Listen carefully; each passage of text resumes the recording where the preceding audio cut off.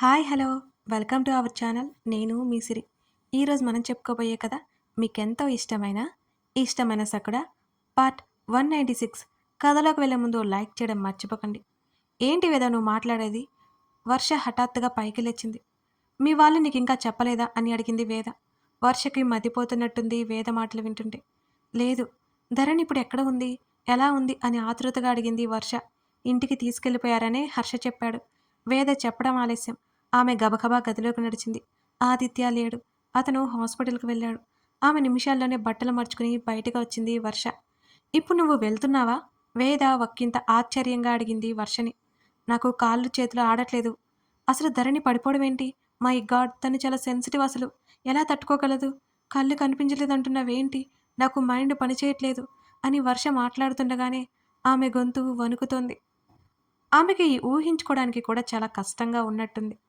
వర్ష, నువ్వు టెన్షన్ పడకు అని వేద చెప్తుంటే, వేద, అత్తయ్య వాళ్ళకి ఆదిత్య వస్తే చెప్పు, నేను ధరణిని చూడాలి అని వర్ష హడావుడిగా ముందుకు అడుగు వేయగానే ఆమె చేతిని పట్టుకుని ఆపింది వేద. నువ్వొక్కదానివి ఎలా వెళ్తావు? వెయిట్ చెయ్యి అంది వేద. నేను డ్రైవర్తో వెళ్ళిపోతానుగా, ఇంకేం పర్లేదని చెప్పింది వర్ష. వర్ష పొట్టవైపు చూస్తూ, వర్ష, ఇప్పుడు నువ్వు ప్రెగ్నెంట్. ఆ విషయం గుర్తుపెట్టుకో. హర్ష ఇంట్లోనే ఉన్నాడు. నేను తనని పంపిస్తాను నీతో అని చెప్పి హర్ష కోసం వెళ్ళింది వేద. హర్ష విజయ్తో ఫోను మాట్లాడుతున్నాడు.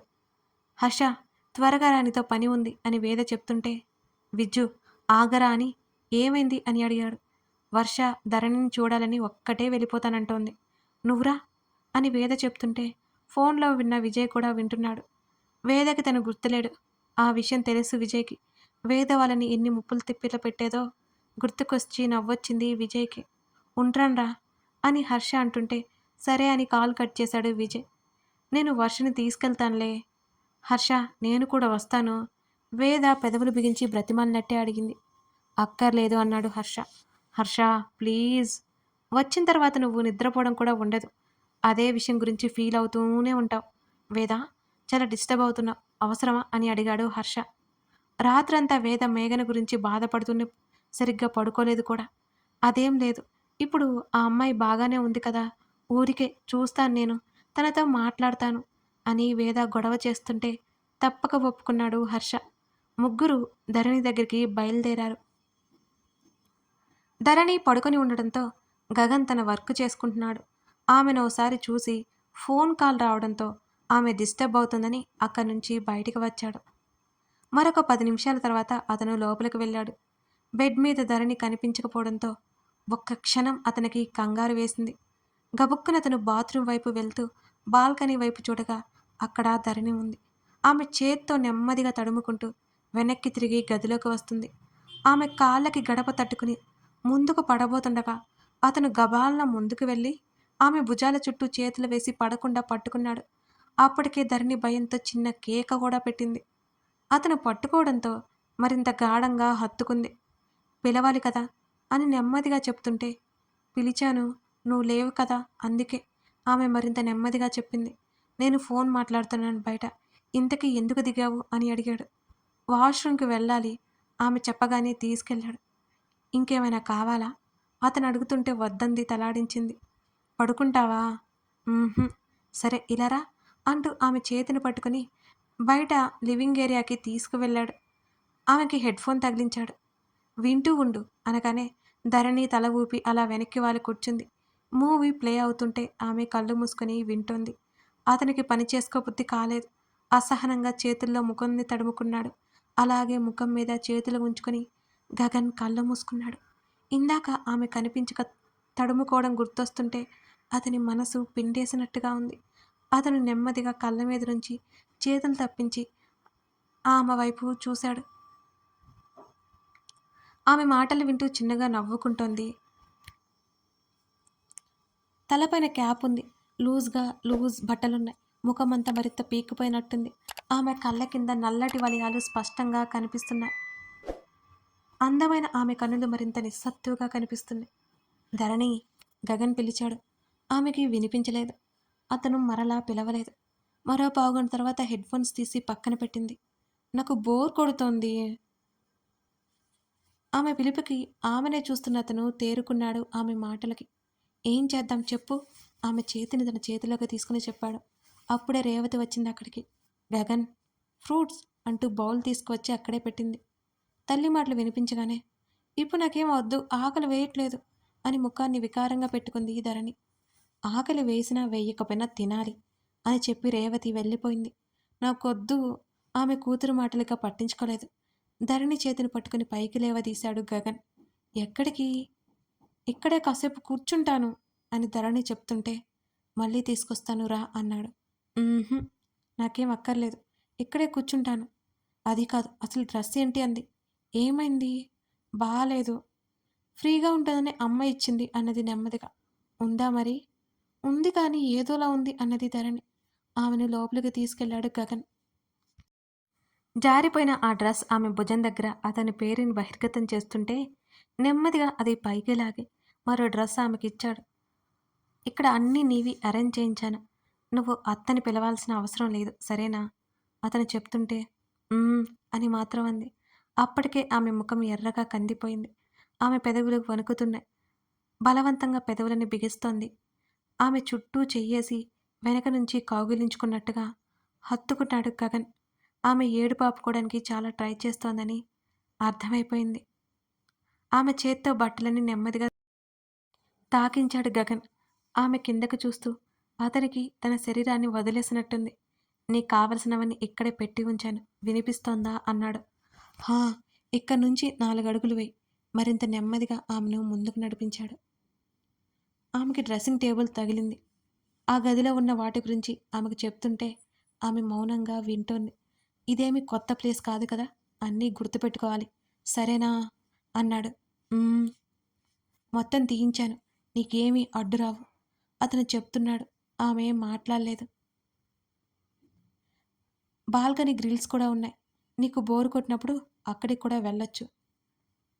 నీకేం కాలేదు అతను చెప్పాడు. అయినా ఆమె మాట్లాడలేదు. వినిపిస్తోందా? మళ్ళీ మౌనం. నువ్వు తెలివైన దానివా కాదా అతను అడిగాడు. కాదు, ఆమె ఏడుపు గొంతుతో చెప్పింది. నాకేంటి, నువ్వు చాలా తెలివిగా కనిపిస్తున్నావు అని అడిగాడు గగన్.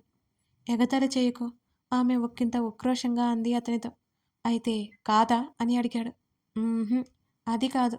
నువ్వే ఒప్పుకున్నావైతే అని అన్నాడు గగన్. అది కాదు. నాకు అర్థమైంది. ఆమె ఇంకా ఉక్రోషంగా మాట్లాడడం మానేసింది.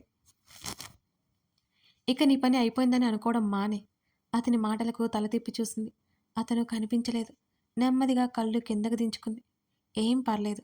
ఇప్పుడు నడవగలుగుతున్నావు. ఓపిక ఉంది. అలాగే పడుకోవద్దు సరేనా? అతను చెప్పాడు. ఆమె మౌనంగా వింటోంది. ఇంకో 1 ఇయర్ అలా కళ్ళు మూసి తెరిస్తే అయిపోతాయి. అప్పుడు మళ్ళీ చూపొస్తుంది. ఆ మాటలు చెప్పడానికి అతనికి చాలా కష్టమైపోయింది. వింటున్నావా? "ఉమ్, వింటున్నా." ఇక్కడతో లైఫ్ ఆగలేదు. ఆమె చేతిని పట్టుకుని నెమ్మదిగా బయటికి తీసుకెళ్ళిపోయాడు గగన్. వాతావరణం అంతా మబ్బులు పట్టి చల్లటి గాలొస్తున్నట్టుంది. ఆమెని రైలింగ్ దగ్గరికి తీసుకెళ్ళి అలాగే పక్కనే ఉండిపోయాడు గగన్. అతడేం మాట్లాడకపోవడంతో ధరణి కూడా మౌనంగా ఉంది. నిజమే, లైఫ్ ఇక్కడితో ఆగిపోలేదు. తన కలలు, తన ఆశలు చాలా చాలా ఉన్నాయి. అతనితో ఊహించుకున్న అందమైన జీవితం తను చూడాలి. నువ్విలా అన్నీ పోగొట్టుకున్న దానిలా ఉంటే ఇంట్లో అందరూ బాధపడుతున్నారు. అయినా నీకు ఏమైంది? ఏం కాలేదు కదా? కళ్ళు పోయాయి. ఇంకా అన్నీ పోయినట్టే. కళ్ళు పొడుచుకున్నా కనిపించని చీకటి తన కళ్ళ ముందు ఎల్లప్పుడూ కనిపిస్తుంటే అప్రయత్నంగా ఆమె నోటి నుంచి ఆ మాటలు వచ్చాయి. ఎవరన్నారలా అని అన్నాడు గగన్. కళ్ళు లేకపోయినా గొప్ప గొప్పవి సాధించిన వాళ్ళు ఎంతమంది ఉన్నారు. అది అసలు లోపమే కాదు.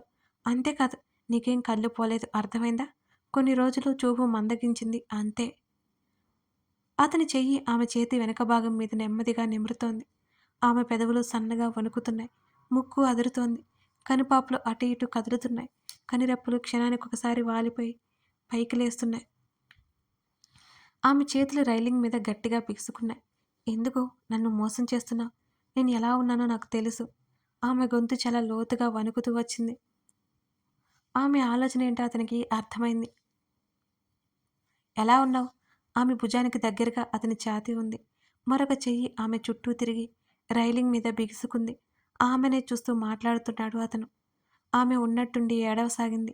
మరుక్షణం అతని భుజం దగ్గర ఆమె నుదురు ఆనుకుంది. ఆమెలో ఈ ఫీలింగ్ ఒక్కరోజుతో పోయేది కాదని అతనికి తెలుసు.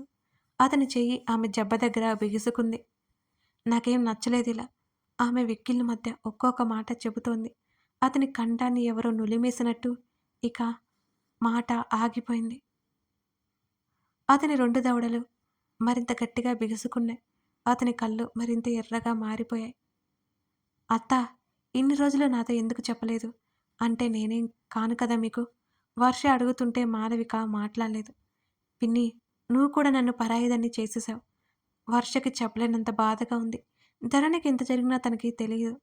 లేదు వర్ష లేదు. అందరూ ఎవరి బాధలో వాళ్ళున్నారు. ధరణి పైన గదిలో ఉంది. వెళ్ళండి. ప్రకాష్ వర్ష భుజం తట్టి చెప్పాడు. ముగ్గురు పైకి మెట్లెక్కి నడవసాగారు. అప్పుడే ఆ ఇల్లు చూస్తున్నా ఎప్పుడో వచ్చిన ఫీలింగ్ కలుగుతోంది వేదకి.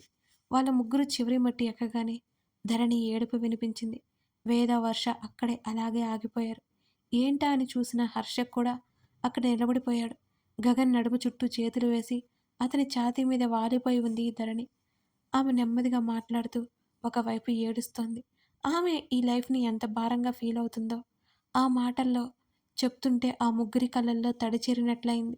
ఆమె చుట్టూ గగన్ చేయి ఉంది. కానీ అతనేం చెప్పలేకపోతున్నాడు ధరణికి. అతనిప్పుడు వరకు ఎంత ధైర్యం చెప్పుకున్నా ఆ క్షణం అదంతా ఆవిరైపోయింది. ఆమె కన్నిటిలో ఆ ధైర్యం కరిగిపోయింది. గగన్! హర్ష పిలవడంతో ధరణి ఉలిక్కిపడి గగన్ తల తిప్పి చూశాడు. గబగబా కళ్ళు తుడుచుకుంది ధరణి. ఎవరొచ్చారో ఆమెకి తెలియదు. తన తండ్రి, తన మామయ్య చూస్తే బాధపడతారని ఆమె భయం. ఆమె అలాగే చేతిని ఉంచి వాళ్ళ వైపు తిరిగాడు. గబుక్కున మళ్ళీ కళ్ళు తుడుచుకుంది. నేను పడుకుంటాను. అక్కడికి తన మామయ్య వచ్చాడేమో అనిపించి ఆమె గగన్ని వదిలి చేతు తడుముకోవడానికన్నట్టు చూస్తూ గబుక్కున చేతిలో దించుకుంది. ఆమె ముందుకు అడుగు వేయగానే ఆమె వీపు చుట్టూ ఉన్న గగన్ చెయ్యి అలాగే ఆమెను పట్టుకుని తన వైపుకు లాక్కుంది. కూర్చోండి, హర్షని చూస్తూ అన్నాడు గగన్. ఎవరొచ్చారో ధరణికి ఇంకా అర్థం కాలేదు. ఆమె పరిస్థితి చూస్తుంటే అక్కడ వేదకి మాటలే రావడం లేదు. వర్ష తేరుకొని ముందుకు నడిచి ధరణి చేతులు పట్టుకుంది. ధరణి! వర్ష ఆదుర్దాగా పిలుస్తుంటే ఆమెకు వచ్చిందెవరో మెల్లిగా అర్థమైంది. ఎవరిదో ఒక అతని గొంతు అనిపించింది. అతను వర్ష హస్బెండ్ ఆదిత్యనా? అర్థం కాలేదు. ఏంటిది? ఏమైంది నీకు? వర్ష ఏడుపు గొంతుతో అడుగుతుంటే ధరణి మాట్లాడలేదు. ధరణిని అలా చూస్తుంటే వర్షకి మతి పోతున్నట్టే అనిపిస్తోంది. ఆమె అప్రయత్నంగా గగన్ వైపు చూసింది. అతని చూపుల్లో ఏం అర్థమైందో. వర్ష ఆ టాపిక్ తీయలేదిక. ఎలా ఉంది ఆరోగ్యం? వర్ష అడుగుతుంటే బావున్నట్టు తల ఊపింది ధరణి. ధరణి అలాగే కిందకు చూస్తూ సమాధానం చెప్తుంటే వేద మనసు ఒక్కసారిగా కలుక్కోమన్నట్టు అనిపించింది. ఆమె స్నేహితుడి వైపు తల తిప్పి చూసింది. అతడి కళ్ళల్లో సన్నగా పరుచుకున్న ఎర్రజీరలు ఆమెకి స్పష్టంగా కనిపిస్తున్నాయి. ఆరోగ్యం ఎలా ఉంది ధరణి? అని హర్ష అడుగుతుంటే ఆ గొంతు ఎవరిదో ఆమెకి అర్థం కాలేదు. ఎవరు అన్నట్టు గగన్ చేతిని పట్టుకుంది. హర్ష అని అతను చెప్పగానే బావుందండి లోగొంతుకతో నెమ్మదిగా చెప్పింది.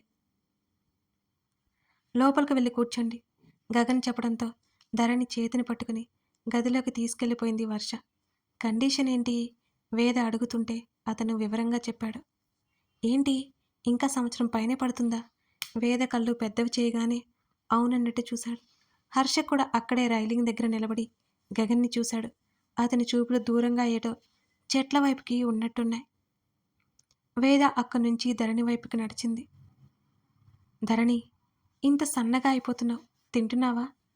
అని వర్ష అడుగుతుంటే తల ఊపింది ధరణి. ఆ విషయాల గురించి మాట్లాడడం ధరణికి ఇష్టం లేదా అనిపించింది అప్పుడే వస్తున్న వేదకి. కథ కొనసాగుతోంది. కథ నచ్చితే లైక్ చేసి కామెంట్ చేయడం మర్చిపోకండి. మరిన్ని కథలకై మన ఛానల్ని సబ్స్క్రైబ్ చేసుకుని సపోర్ట్ చేస్తారని ఆశిస్తున్నాను.